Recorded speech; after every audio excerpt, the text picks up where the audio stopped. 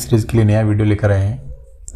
और आज जो मैं वीडियो लेकर आया हूँ वो लेकर आया हूँ गोला और बेलन से रिलेटेड। और गोले और बेलन के बाद में फिर हमारे एक सवाल टॉपिक का वीडियो बचेगा, वो बचेगा शंकु का। इसके मैंने 3-4 अलग अलग वीडियो इसीलिए बनाए क्योंकि ये 5-6 नंबर के प्रश्नावली है। हम क्या करते हैं कि डरते हैं और डरने के चक्कर में हम इसको कर नहीं पाते और पढ़ते भी नहीं। इसलिए मैंने क्या किया, इसमें एक तो नया पैटर्न प्रश्नावली वाइज स्टार्ट नहीं किया, 13.1 13.2 ऐसे नहीं स्टार्ट किया। मैंने स्टार्ट किया कि क्यों नहीं आपको टॉपिक वाइज, जैसे बेलन के सवाल, गोले के सवाल, गनाब के सवाल, गन के सवाल, इस प्रकार कराकर आपके डाटा क्लियर किया जाए। और वही मैं प्रयास लगातार आपके लिए कर रहा हूँ। लेकिन जो आपका रेस्पॉन्स है, जितनी मैं उम्मीद करता उतना मुझे प्राप्त नहीं हो रहा। ये बड़ी दुख की बात है। हो सकता है मैं दूसरी क्लासेज की भी आजकल वीडियो चढ़ाता हूँ। भाई मैथ्स है तो क्यों नहीं, जब फायदा कर रहे हैं तो सबका ही कर रहे हैं। हाँ, हालांकि ये पहल 10वीं क्लास के बच्चों के माध्यम से हुई और भविष्य में अगर इसमें कोई इम्प्रूव होता है या ग्रोथ होती है तो उसका क्रेडिट कुछ बच्चों को दिया जाएगा और मैं निश्चित रूप से उनका नाम लूँगा, ऐसी कोई बात नहीं है। क्योंकि अगर वो मुझे मोटिवेट या तैयार नहीं करते तो शायद ना ही मैं बनाता। और जब आपकी वीडियो नहीं बनाता निश्चित चलो या मान के चलो कि बाकी क्लास की भी मैं कोई ऐसी उम्मीद नहीं थी, ना ही कोई ऐसा इंटरेस्ट था। लेकिन जब मैं बना रहा हूँ तो आप बड़े ध्यान से देखो और गहराई से इसको देखने का प्रयास करो कि गणित में अच्छी चीज़ें और सही बताने वाले आपको शायद मिलेंगे नहीं, और मिलेंगे तो फिर वही देखो जहाँ पैसा वहाँ सब कुछ। और मेरा वीडियो बनाने का टारगेट और पढ़ाने का टारगेट यही है कि जिनकी ज़िंदगी अभाव में जी रहे हैं उनको इस अभाव का फायदा मिले और मोबाइल के माध्यम से आपको कुछ ना कुछ जानकारी मिले। देखो, कल हमने वो पढ़ा, आज हम आगे पढ़ते हुए आज हम पढ़ेंगे गोले और बेलन से रिलेटेड। तो इन सवालों में आपको ज़्यादा सोचना नहीं, एक तो इनके फॉर्मूले आने चाहिए। फॉर्मूले में कुछ आपको लिखा देता हूँ। देखो, बेलन को कल भी उस दिन मैंने आपको बताया कि जब 2πr क्षेत्र की बात आती है तो या तो उसका वक्र पृष्ठ होता है या उसके खोखले बेलन, जो नीचे और ऊपर, जैसे ये बेलन होता है, ये ऊपर और ये नीचे जो आधार होते हैं, जब इनकी बात नहीं करते हैं, सिर्फ इसकी बात करते हैं। मान ये लाइन में ऐसे ही बता रहा हूँ, लेकिन खोखला मानो आप, सब इतने ही बाकी बात होती है तब ये क्षेत्रफल। जब ये व्रत लग जाते हैं दोनों, तो एक व्रत लगेगा तो πr² होगा, दूसरा और लगेगा तो πr²। तो ये जब 2 लगेंगे तो 2πrs प्लस 2πr² हो जाएगा। ये तो बेलन के हो गए। बेलन के क्षेत्रफल के बाद में क्या आता है? बेलन का आयतन। कोई घबराने की जरूरत नहीं है, अगर पूरा बेलन आता है तो उसका आयतन ये होगा। फिर उसके बाद में हम पढ़ेंगे गोले के बारे में। तो गोले का जो संपूर्ण पृष्ठ क्षेत्रफल होता है 4πr² होता है, और जब अर्धगोला आएगा तो हमारे हो जाएगा आधा। और उसके बाद में आपको गोले का आयतन ध्यान रखना है। एक तो होता है 4/3 πr³, और जब अर्धगोले की बात आएगी तो 2/3 और πr³। देखो, ये फॉर्मूले आपको याद होने चाहिए। मैंने कल पहले भी बताया आपको, ये फॉर्मूले बातों से याद नहीं होते, आपको इनका अभ्यास करना पड़ेगा। निश्चित रूप से मान के चलो, बिना अभ्यास के कभी भी कोई प्रश्न आप कर नहीं सकते, और अभ्यास करके आप अगर इस चीज़ को पढ़ोगे तो निश्चित मान के चलो कि आपको कोई समस्या आएगी नहीं। अब हम इसका सवाल करते हैं आगे। बहुत अच्छा सवाल चित्र बना के दे रहे हैं, और इनका जब सवाल आता तो आपका प्राथमिक प्रथम प्रयास ये रहना चाहिए, क्यों नहीं हम चित्र बना दिया जाए। आप बनाने का प्रयास करो, एक बार बनाओ, 2 बार बनाओ, अभी हमारे पास समय है, प्रैक्टिस करो। पहला सवाल कह रहा है, मयंक ने अपने बगीचे के लिए एक पक्षी स्नानघर बनाया। चलो मान लिया बनाया, जिसके आधार है खोखले बेलन जैसा। ये आधार है पक्षी के लिए, पक्षी स्नानघर बनाया, ये बता रहा है कि खोखले बेलन की तरह। तो आप सब जानते हो जो खोखला बेलन होगा या बेलन के वक्र पृष्ठ की बात होती है, उसका क्षेत्रफल कितना होता है? 2πrh। ये भी अपने बात की।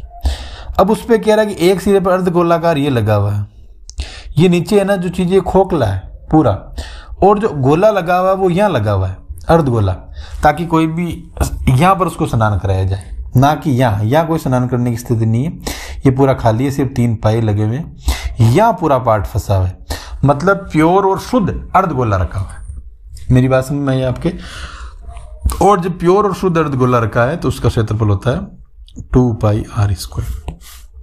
कोई टेंशन नहीं भाई, पहले तो ये खुद कह रहा है कि खोखला अर्धगोला। चलो हमने मान लिया कि जैसे इसने से डब्बा रख दिया, हम मान लेते हैं जब गोल गोल डब्बा होता है, हालांकि है कुछ नहीं उसके आर पार, तो इसके 3 कोणों में 3 पाई इसने लगा दी, जैसे ये लगे। अब उसके ऊपर वाले भाग पर ये रख रहा है अर्धगोला। तो जब यहां पर अर्धगोला रख रहा है तो आप सब इस चीज को भली भांति से जानते हो, ये अर्धगोला है तो इस अर्धगोले का क्षेत्रफल क्या होता है 2πr²। अब उसके बाद में आपको चिंता करने की जरूरत नहीं है। एक तो ये बेलन की ऊंचाई की बात कर रहा है, हमें गोले में ऊंचाई चाहिए नहीं, तो आप यहाँ ऊंचाई का प्रयोग कर लो। फिर यहाँ देखो त्रिज्या की बात कर रहे हैं। आप सब जानते हो चाहे बेलन की त्रिज्या चाहे गोले की त्रिज्या, हम बेलन के ऊपर उस अर्धगोले को रख रहे हैं, मतलब वो बराबर है। बराबर है तो इन दोनों में त्रिज्या का मान एकदम इक्वल होगा। और ये बता रहा 30 सेंटीमीटर। अब 3 सेंटीमीटर को मीटर में बदलना कभी भी किसी भी इकाई को, तो हमें क्या करना पड़ा, उस सेंटीमीटर में 100 का भाग दे देते हैं, तो मीटर में कितना आ जाता 3। या तो ऐसे कर लो, या ये मीटर की इकाई है, इसको सेंटीमीटर में बदलने के लिए आप क्या कर दो, जैसे जितने भी हैं उसको 100 से मल्टीप्लाई कर दो, कोई दिक्कत नहीं है। उसके बाद में आप तो यही करो कि ये इसको क्या कर दो, डिवाइड कर दो 100 से। डिवाइड किया तो ये 0.3 आ गया, ठीक है कि नहीं। 30 सेंटीमीटर में 0.3 मीटर हो जाएगा, या 0.30 मीटर आप इसको। अब इसका संपूर्ण पृष्ठीय क्षेत्रफल ज्ञात करना, तो आपको क्या करना, 2 पाई का मान कितना हो गया, पाई मानो आप ये 22/7 ले लो, और आर का मान क्या है, बेलन की ये तो ऊंचाई है और ये इसकी त्रिज्या है। त्रिज्या दे रहा है तो त्रिज्या को आप जब मीटर में बदलोगे तो क्या हो जाएगा, आप ऐसे लिख दो 30/100 मीटर में बदल दिया। और एच कितनी है इसकी 1.4 पाई, ये भी मीटर में। हमेशा ध्यान रखना कभी भी हम कोई प्रश्न करते हैं तो इकाई बराबर होनी चाहिए। कई बार क्या होता है हम ध्यान नहीं देते, जैसा प्रश्न होता है उसको उठाकर ऐसे रख देते, ऐसा कार्य नहीं करना। इकाई को आप बराबर लेके चलो, तो मैं ये इकाई बराबर कर रहा हूँ। और उसके बाद में 2πr², 2 का 22/7 और r का मान कितना है 30, तो 30/100 गुणा 30/100। अब आपको क्या करना, इन पूरे की कैलकुलेशन करनी है। देखो कैलकुलेशन की मैं उम्मीद आपसे करता हूँ, हालांकि कैलकुलेशन में भी करा दूंगा, लेकिन कैलकुलेशन से आपको सीखने को कुछ नहीं मिलेगा। मेरा प्राथमिक टारगेट है कि सवाल का इस प्रकार से आपके डाटा क्लियर करवाई जाए ताकि आप इसको मान तक रख सकते हो। मान तक रखने में अगर आप कामयाब हो गए तो आगे कैलकुलेशन में कोई बड़ी बात नहीं है, कैलकुलेशन के ज़्यादा नंबर भी नहीं होते, लेकिन हमें कैलकुलेशन करके आगे बढ़ना है। हमारा मेन टारगेट एक बच्चे यहाँ तक अटक जाते हैं कि सर ये क्या आएगा, यहाँ क्या करें। तो ये चीज़ आपको समझ में आई होगी, कोई दिक्कत नहीं आनी चाहिए। आप इसको थोड़ा सा ढंग से देखोगे तो और समझ में आ जाएगा। आगे सवाल, आगे वाला सवाल कह रहा है एक खोखला अर्धगोला, ये कोई एक बर्तन जो खोखले अर्धगोले का आकार का, तो अर्धगोले के आकार का तो ये होगा, ये होता है अर्धगोला, बना दिया मैंने। उसके ऊपर एक खोखला बेलन अध्यारोपित है। अब इसके ऊपर ये खोखला बेलन है। भाई देखो मैं अलग अलग बना रहा हूं, गलती कर दी मैंने, ये देखो ये अलग अलग रंग रखा हूं। ये क्या कह रहा है कि ये खोखला बेलन गोला है और इस गोले के ऊपर ये मैंने अर्धगोला रख दिया, ये भी खोखला है, ठीक है। अर्धगोले का व्यास ये है, अर्धगोले का व्यास, ये अर्धगोला है, ये व्यास कितना है, ये मान लो आप 14 सेंटीमीटर। जब व्यास ये होगा तो त्रिज्या कितनी हो जाएगी 7 सेंटीमीटर। कभी भी कोई व्यास होता है उसमें हम जब 2 का भाग देते हैं तो हमारे पास क्या प्राप्त हो जाती है, त्रिज्या प्राप्त हो जाती है, ये आप जानते हो। और उसकी ऊंचाई कितनी है, इस बर्तन की कुल ऊंचाई। देखो आपको इस चीज को बहुत इंपॉर्टेंट से करना है, ये सवाल पूरा आपको यहाँ गड़बड़ करा देगा। अगर आप इसको ढंग से नहीं पढ़ोगे ना तो यहाँ मिस्टेक हो जाएगी आपकी। ध्यान से सुनना इस सवाल को। ये कह रहा है इस बर्तन के पूरे पात्र, ये जो पात्र है यहां से यहां तक, इसकी ऊंचाई 13, ठीक है। अब हमें इसके पूरे पृष्ठ का क्षेत्रफल ज्ञात करना, तो आपको कोई घबराने की जरूरत नहीं है, दोनों ही खोखले, दोनों ही खोखले। तो पहले तो अर्धगोला हो गया, ये लो, और फिर इस बेलन हो गया तो ये लो। आपको चिंता नहीं करनी, दोनों ही खोखले तो सीधे सीधे इनके मान आ जाएंगे। अगर ये कोई नई प्रक्रिया कहता तो बात, ये 1 नंबर का हो गया इसका, और ये 2 नंबर का ये बेलन का। लेकिन हमें इस बेलन की ऊंचाई का बड़ा ध्यान रखना है। ये कह रहा है कि इसकी जब ये त्रिज्या 7 है तो मुझे बताओ ये भी तो त्रिज्या ही हुई, ये भी कितनी है 7, और जब ये 7 इतना सा हो गया पूरा 13 है तो मुझे बताओ इस बेलन की ऊंचाई कितनी आएगी 6, कितनी आएगी 6। तो आपको यहां करना है 2 गुणा 22/7, आर का मान भी आपने लिखा ही था 7 का स्क्वायर प्लस 2 गुणा 22/7। आर का मान आप सबको पता है, सिमिलर है। और एच का मान इसमें कितना आएगा, ये मैं अलग पेन से लिख रहा हूं, 6। और अगर ये सवाल कोई कठिन नहीं, कभी भी कठिन नहीं होते, 2 नंबर का सवाल आएगा तो मान के चलो वो किसी कंडीशन में कठिन नहीं आएगा, तो वो आपको इस प्रकार का सवाल देगा कि आप गड़बड़ कर दोगे। ये कह रहा है कि इस पात्र की ऊंचाई 13 सेंटीमीटर, तो आपने एच की जगह यहाँ क्या लिख दिया, 13, और 13 लिखते ही आपका सवाल गलत हो गया।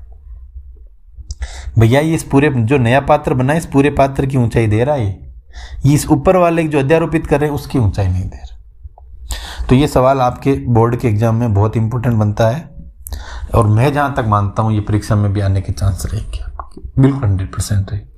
तो इसलिए इसको थोड़ा सा देखना। आगे कैलकुलेशन है, देखो उम्मीद तो मैं करता हूं कि आप करते होंगे। मैंने 27 वीडियो चटा दी, कितने 27, आज 28वां वीडियो है कक्षा 10 का। अब आप कितना देखते हो, कितना उसको रेस्पॉन्स देते हो, मुझे तो पता नहीं। मैंने तो आपको मोबाइल नंबर भी दे रखे, भाई आपको अगर कोई चीज़ में प्रॉब्लम आती है आप मुझे वहाँ बता दो कि सर इस सवाल में यह समस्या आती है। मैंने ये विश्वास से आपको किया कि भाई मैं 10वीं क्लास, आगे की क्लास में कब क्या कोई जरूरत नहीं, लेकिन इस सत्र में जो 8, 9, 10 के बच्चे उनके कंप्लीट में सॉल्व करूंगा। भले मेरा समय खराब हो, आपकी मैं अधिकतम से अधिकतम हेल्प करूंगा। भले मुझे पढ़ने के लिए नाइट में समय नहीं मिले, सुबह मिल जाए, मैं सुबह अध्ययन कर लूंगा, लेकिन आपके डेटा क्लियर करूंगा। अभी मुझे बहुत सीरीज लेकर आनी है, आप ऐसे मत सोचना कि ये चलो वीडियो आ गया, नहीं। ये कंप्लीट वीडियो आने के बाद मैंने पहले भी बताया कि ब्लूप्रिंट सीरीज लेकर आएंगे, और इस ब्लूप्रिंट सीरीज में हम करेंगे सबसे पहले 4 नंबर के सवाल के 4, जितने सवाल जैसे 5 आते हैं तो 5 वीडियो बनाएंगे। 5 सवाल अगर 4 नंबर के आते हैं तो 5 वीडियो बनाएंगे। 23 सवाल आएंगे तो 23 सवालों को वो वीडियो बनेंगे। फिर 3-3 नंबर के सवाल कौन कौन से आते हैं, किस किस टॉपिक के आते हैं, उस टॉपिक के जितने 3 सवाल के मोस्ट सवाल बनते हैं वो सारे मैं करूंगा। लेकिन आप रेस्पॉन्स दो, इससे मैं उम्मीद करता हूँ। कुछ बच्चे रेस्पॉन्स बनेंगे, फिर मैं यूट्यूब से हटाकर पर्सनली भेजने लग जाऊंगा बच्चों को, भाई आप पढ़ो। कुछ स्कूल के बच्चे पढ़ेंगे, और नहीं पढ़ोगे तो आप पढ़ोगे, देखो मैं प्रयास कर ही रहा हूं। अब आगे का सवाल, ये बहुत अच्छा सवाल है, इसको आपको ध्यान से देखना। कई बार ये एग्जाम में आ चुका है, इसलिए मैं इसको कह रहा हूँ ज्यादा ध्यान देना। ये कह रहा है कि दवा का कैप्सूल है, आज की समस्या है। ये एक बेलन है और हमें दिखाई भी दे रहा है, लेकिन ये कह रहा है कि इसके जो दोनों सिरे हैं इसके ऊपर एक अर्धगोला लगा हुआ। भाई हमें तो ये अर्धगोला दिखाई नहीं दे रहा है।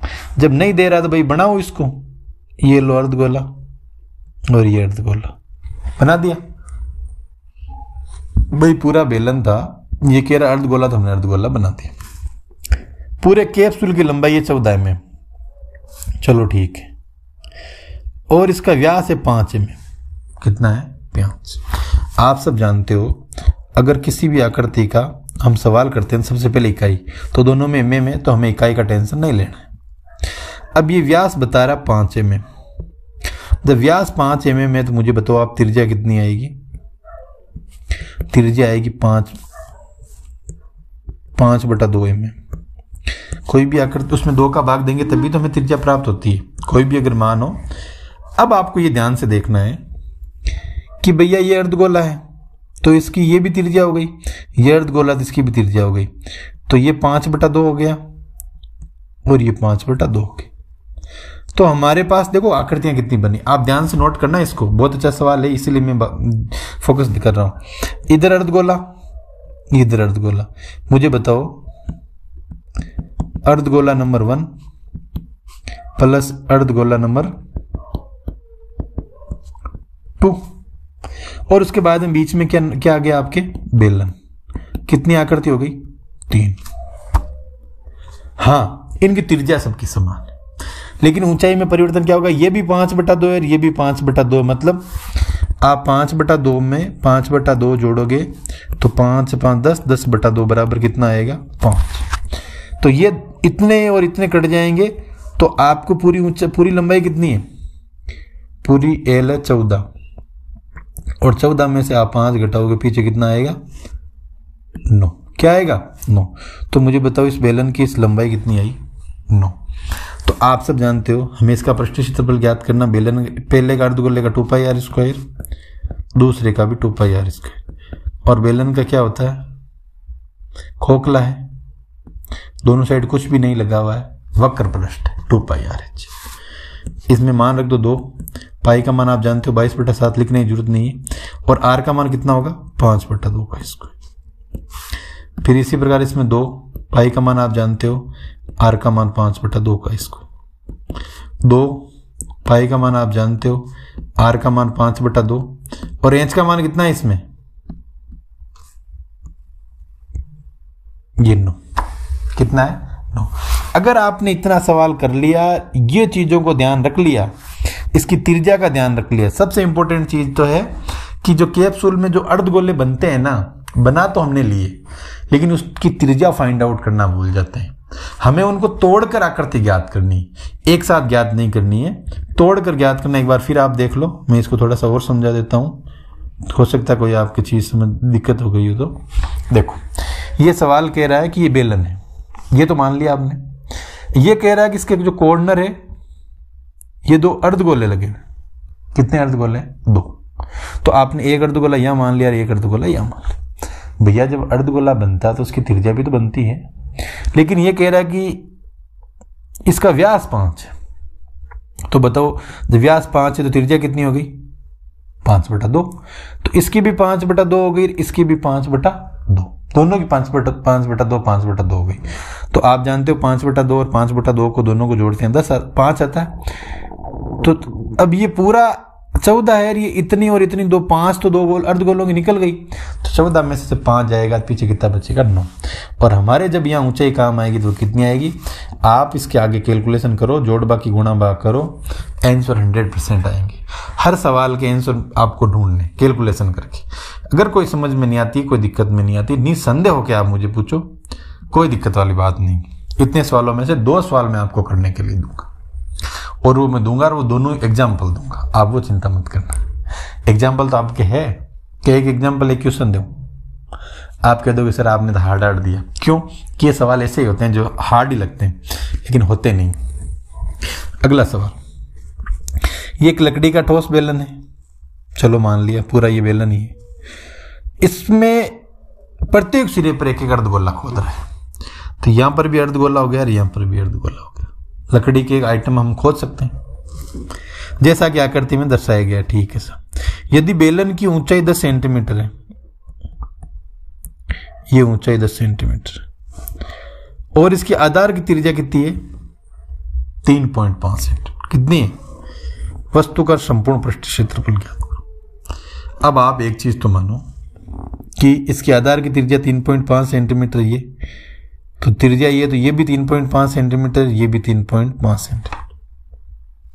आया कि नहीं आया भाई? ये भी 3.5 सेंटीमीटर है, ये भी 3.5 सेंटीमीटर। इसका मतलब इस बेलन में जब संपूर्ण पृष्ठीय क्षेत्रफल हम ज्ञात करेंगे तो 10 में से 3.5 और 3.5 कितने हो गए? 7 घट जाएंगे। तो मुझे बताओ बेलन की हमारी ओरिजिनल जो ऊंचाई है वो कितनी काम आ रही है? आ रही कि नहीं आ रही? इस प्रकार हमें ये सवाल करना है और इस तरीके से हमें इस चीज को ध्यान रखना है और ध्यान रखकर इस सवाल को करना है। तो ये सवाल मैं आपको दे रहा हूं, थोड़ा सा इसका सवाल का आपको प्रयास करना है कि ये किस प्रकार होगा। मैंने कहा ना 1-2 सवाल मैं आपको दूंगा। इतने सवाल मैंने करवाए, एक लास्ट सवाल की मैं उम्मीद आपसे करता हूं और करनी भी जाए जैसी कोई बड़ी बात नहीं है, ताकि आपको पता चले कि आप इस सवाल को किस प्रकार कर सकते हो। एक ये सवाल है, ये सवाल आप बोलो तो मैं करा दूं, करोगे? चलो करा देते। ये कह रहा है कि गुलाब जामुन है और उसमें उसके आयतन के लगभग 30% चीनी की चाशनी होती है। चलो हमें पहले पता तो चले कि गुलाब जामुन में कितने गुलाब जामुन है, कितनी चाशनी है। चाशनी होगी तब हम चीनी निकालेंगे, जब चाशनी नहीं है तो चीनी कहां से निकलेगी? अब 45 गुलाब जामुनों की ये बात कर रहा है, कितनी चाशनी होगी? हमें तो अभी एक ही गुलाब जामुन की चाशनी पता नहीं, लेकिन ये कह रहा है गुलाब जामुन बेलन के आकार का है। चलो भाई,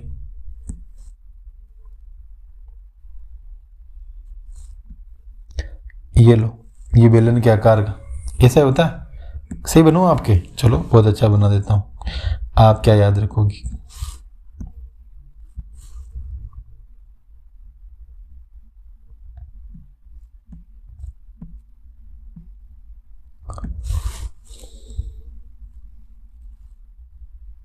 ठीक है, ऐसा सही है? चलो ऐसा बना दिया। उसके बाद में कह रहा है दोनों सिरों पर अर्धगोलाकार है।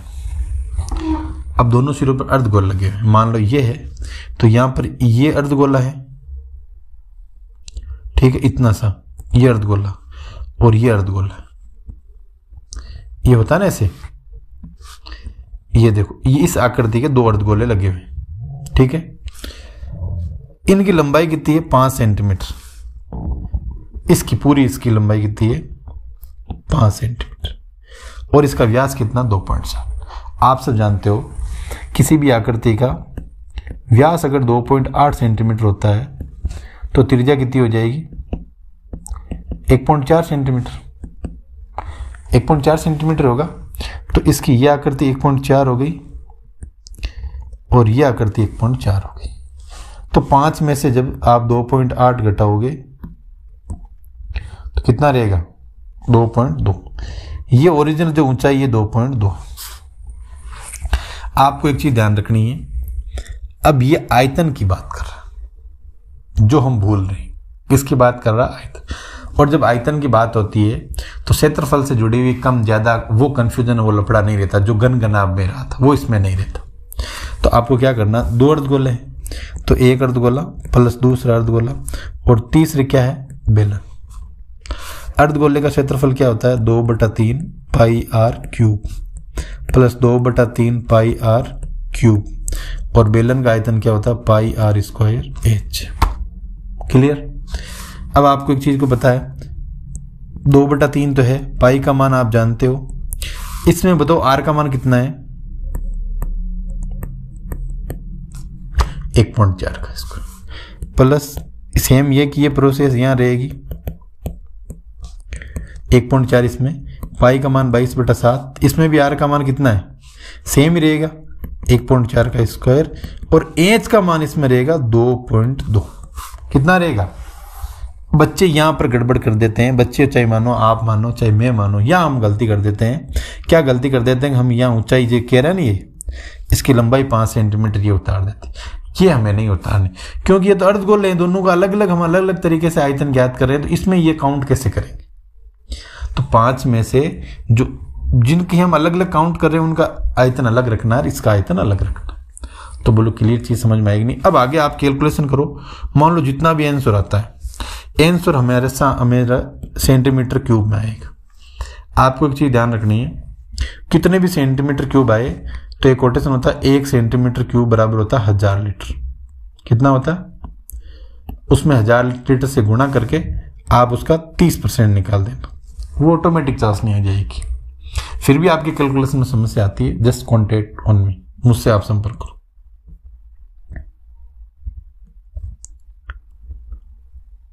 आगे देखो,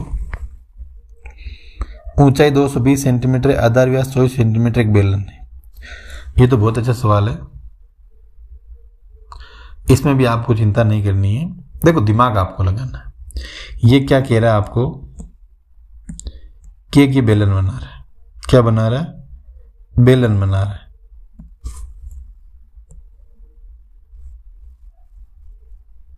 ये बेलन बना दिया और उसके बाद में क्या कर रहा है, ये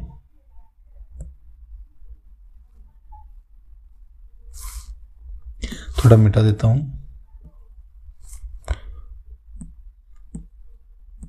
ये क्या कह रहा है वो मैं भी बता दूंगा, पहले मैं बेलन बना रहा हूं।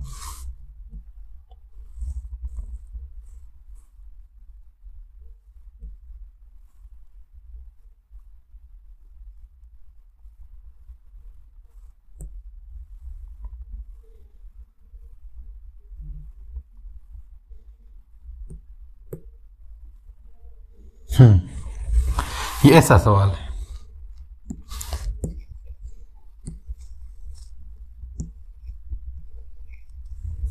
कैसा सवाल है, आपका समय खराब कर दिया होगा ना। ये क्या कह रहा है, अब आपको ध्यान से देखना है।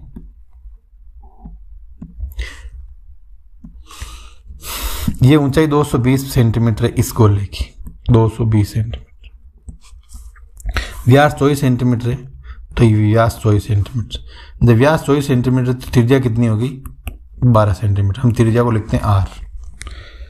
जिस पर 60 सेंटीमीटर ऊंचाई का, ये ऊंचाई 60 सेंटीमीटर और त्रिज्या 8 सेंटीमीटर वाले अन्य बेलन आरोपित करने हैं जो लोहे के स्तंभ बना है। इस स्तंभ का द्रव्यमान ज्ञात कीजिए जब 1 सेंटीमीटर लोहे का द्रव्यमान 8 ग्राम होता है। आपको कुछ भी नहीं करना है, आप जानते हो बेलन का आयतन क्या होता है, पाई आर स्क्वायर एच। और दूसरा अगर ये तो क्षेत्रफल, हाँ, और ये दूसरे बेलन का आयतन भी पाई आर स्क्वायर, ये बेलन के आयतन होते हैं। ये तो पहले वाले का है, ये कौन से का है, दूसरे वाले। जब आप पहले वाले का मुझे बताओ ऊंचाई कितनी है, 22/7 इंटू ऊंचाई 220, त्रिज्या कितनी है 12 और ऊंचाई होगी 220 प्लस फिर 22/7, आर का मान कितना है इसमें, आप देखो ढंग से, ऊंचाई 60 सेंटीमीटर, त्रिज्या 8 सेंटीमीटर, ये और त्रिज्या होगी 60 सेंटीमीटर। ये चीज है कि नहीं। अब आपको इनको गुणा करना है, और गुणा करना आपको पता है 100% सेंटीमीटर क्यूब में आएगा वो आंसर, और उस सेंटीमीटर को आपको 8 ग्राम से गुणा करना है। किससे गुणा करना है, 8 ग्राम से गुणा होता है, जो हमारे आंसर ग्राम में आएंगे। अगर उसको किलो में आपको बदलना है तो उसमें किसका भाग दोगे आप, 1000 का। देखो कितना सवाल है, लेकिन हमें दे रहा है, बहुत इजी सवाल है। थोड़ा सा आपको ध्यान देकर अध्ययन करना है, इस प्रकार ये अध्ययन करना है। आपके सारा मैं डाटा क्लियर करा रहा हूं। सेम सवाल है, एक अच्छा सवाल मैं लाता हूं आपको।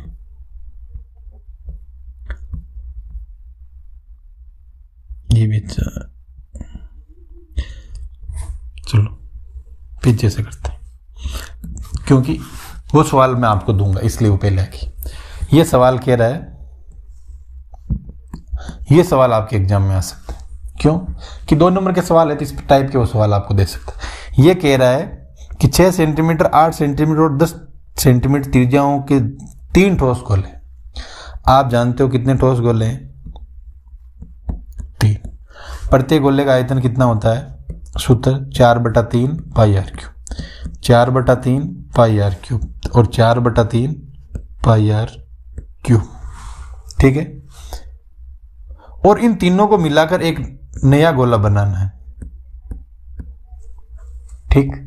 ये नया गोला बनाना है, इन तीनों को मिलाकर, इन तीनों के आयतन को पिघालना, पिघालने के मतलब, और प्रत्येक की त्रिज्या कितनी है, तो देखो इसमें भी 4/3 पाई आ रहा है, इसमें भी 4/3। इनकी त्रिज्या को 1 कह देते हैं, 2 कह देते हैं और 3 कह देते हैं, 3 है। तो ये तीनों बाहर आ रहे, तो मैं इनको ले लिया मैंने बाहर। अंदर त्रिज्या R1 cube, R2 cube plus R3 cube, और इधर आ गया 4/3 पाई आर क्यूब। इसको बड़ा दे देता हूं, ये हमें निकालना है, ये त्रिज्या ज्ञात करनी। तो ये पाई ये से कट गया, एक का मान 6 है तो 6 का क्यूब, दूसरा 8 है तो 8 का क्यूब, और तीसरा 10 है तो ये 10 का क्यूब, और ये R क्यूब। एक नहीं है, कैलकुलेशन पूरी करवा रहा हूं ताकि ये आपको पता चल जाए। 6 को आप गुणा करते हो 36 और कितना आ गया 216, 8 को 64 और गुणा करोगे तो 512, और इसको आप जब गुणा करोगे तो कितना आएगा 1000। अब इनको आप जोड़ो कितना आएगा 28, 728 और 1728, और इस 1728 का आपको क्या करना है, घनमूल निकालना। क्या निकालना है, घनमूल। और घनमूल कैसे निकालते हैं आपको आते होंगे, और घनमूल निकालने के बाद में जो हमारी वैल्यू आएगी इनसे जुड़ी हुई, वो हमारा आर का मान होगा। किसका मान होगा, आर का मान। और ये सवाल बहुत अच्छा है क्योंकि बच्चे इतना सोच नहीं पाते, इसलिए इस सवाल को आपको थोड़ा सा ढंग से देखना है। तीनों को जोड़कर नई त्रिज्या बनानी और बराबर लिख के जाना। जो कट रहे हैं उनको काट देना, बच्चों को पता नहीं चलता ये कट जाते हैं, और वो क्या कर देते, गुणा कर देते। गुणा नहीं करना, आप इसको सेफ और सिक्योर रखना, ठीक है। ऐसा कैसा सवाल ये है, अब की बार आपको बेलन बनाना है। क्या बनाना है, बेलन, और उस बेलन बनाकर उसकी नई ऊंचाई ज्ञात करनी। ये कह रहा है कि त्रिज्या 4.2 सेंटीमीटर वाले धातु को पिघलाकर त्रिज्या 6 सेंटीमीटर वाला बेलन बना। चलो पहले तो बताया चला कि आपको गोला बनाना है, गोला को पिघाल कर क्या बनाना है, बेलन। तो मुझे बताओ गोले का आयतन कितना हो गया, और बेलन का आयतन क्या होता है। अब ये 4/3 के में पाई से पाई समान चीज है, तो आप फ्री कर सकते हो इसको। त्रिज्या का मान दोनों में, इसमें देखो 4/3 और त्रिज्या गोले की 4.2 है, कितनी बार आएगी? 3 बार। इसमें r का मान 6 है और आपको ज्ञात करना है h। क्या ज्ञात करना है? h। तो आपको जब h ज्ञात करना तो यहां तो लिख देना 4/3, 4.2 को आप कितनी बार लिखोगे? 3 बार, और इन 6 को आप यहाँ नीचे लिख दो।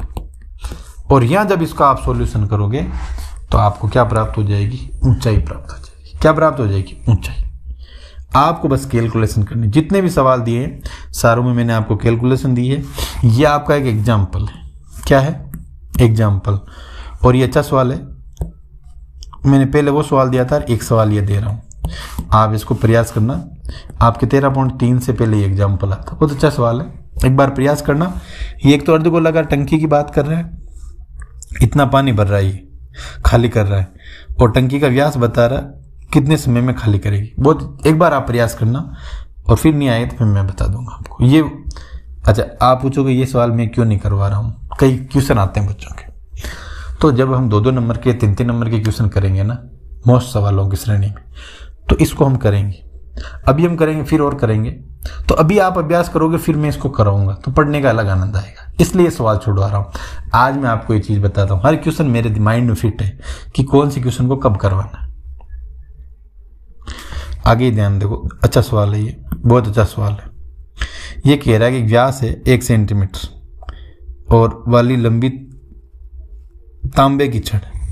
जब ये छड़ की बात कर रहा है तो आप भली भांति समझ रहे हो कि छड़ एक बेलन की आकृति की होती है, और बेलन का जब आयतन होता है वो कितना होता है? πr²h। ठीक है, पाई ये हो गया। अब ये कह रहा है व्यास 1 सेंटीमीटर। हम लगातार चर्चा कर रहे हैं, अगर किसी आकृति का व्यास 1 सेंटीमीटर है तो उसकी त्रिज्या कितनी होगी? 1/2। तो यहाँ आप पाई लिख दो, यहाँ 1/2 का, ठीक है, और यह 8 लिख दो। ठीक है, ये त्रिज्या आ गई, ये आ गया। आगे इसका आप सरल करो, पाई आ गया, 1/4 आ गया, ये ऊपर 8 आ गया, ये 8 कट गया। इसके बाद में इस बेलन का जो एक छड़ है इसका आयतन कितना आया? सॉरी, हाँ, ये जो कितना है 2π है। अब ये कह रहा है कि मोटाई वाले 18 मीटर लंबे तार के रूप में खींचा जाता है, इसकी मोटाई ज्ञात। मोटाई यानी क्या होता है? त्रिज्या। त्रिज्या का दुगुना होता है व्यास। व्यास हमें ज्ञात करना। तो आप जानते हो ये भी 18 मीटर लंबा लेकिन तार ही है, तो ये πr²h। अब इसमें मीटर दे रखा है, हमने हमेशा कहा कि इकाई को बराबर लेकर करते हैं, तो 18 मीटर में कितना आ जाएगा? 1800 सेंटीमीटर। दोनों तुलना करेंगे, 22/7 लिखो तो ठीक है, नहीं तो लिख दो पाई। हमें ज्ञात क्या करना? r², और h इसका 1800 सेंटीमीटर बराबर कितना आ गया? 2π। कितना आ गया? 2π। अब आपको ये r ज्ञात करना। क्या ज्ञात करना है? r। तो हम इस r का अगर कैलकुलेशन के रूप में सरलीकरण करेंगे तो अपने आप इसका आंसर आ जाएगा, और अपने आप इसका कोई दिक्कत वाली बात नहीं है, ये इसे कट जाएगा। ठीक है, और इसकी त्रिज्या हमें ज्ञात हो जाएगी। जितना भी बड़ा होगा उससे कोई बड़ी वाली बात नहीं है, और वो करके हमें इसको सरल करना है। कैलकुलेशन में कोई समस्या है आप मुझे कह देना। इस प्रकार आपको सवाल करना है, और ये 2 सवाल, ये 1 सवाल है, ये भी मैं वहाँ कराऊंगा। क्या सवाल है आपको इसको एक बार चेक कर लेना, बहुत इजी सवाल है। तो आप हमसे जुड़े, ऐसे जुड़े रहिए। धन्यवाद। मैं आपके लिए थोड़ा सा कार्य कर रहा हूँ, ये प्रयास कर रहा हूँ। आपकी भी छोटी मोटी थोड़ी सी जिम्मेदारी बनती है, उस जिम्मेदारी को निर्वहन करना निश्चित रूप से आपका एक दायित्व है। आप हमसे जुड़े, ऐसे जुड़ते रहिए। धन्यवाद। Thank you so much.